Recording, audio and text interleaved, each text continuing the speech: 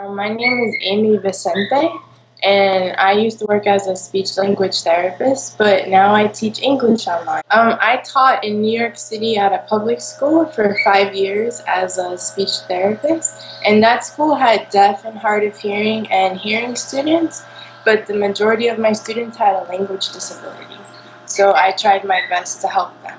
I've been doing volunteer work for about 13, 14 years, helping people, teaching them different skills. And I live right now in Dominican Republic with my husband, and we do volunteer work for the deaf community here.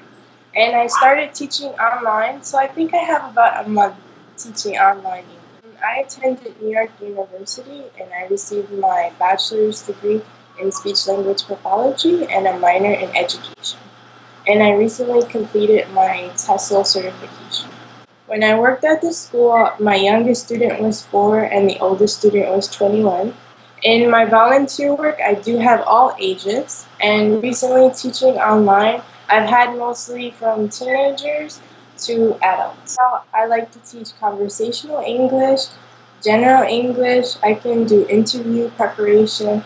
I have started a business course with one student, and I thought it would be different, but actually it's quite easy, and I can help teach kids.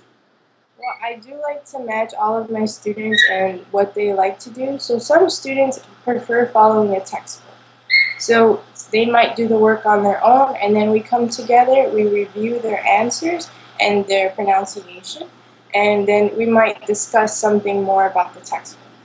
Other students prefer a very conversational course where we might talk about a topic, maybe a paragraph we read together. And other students, we just might follow a textbook, answering questions back and forth, and it generates great conversation. But I try to match all of my students, whatever they like to do. Well, recently I've been using a lot of the book, The New English File. I find it very helpful. It's a good approach to English, and I've used intermediate, pre-intermediate, those levels. I do like this book, Talk, Talk, Talk.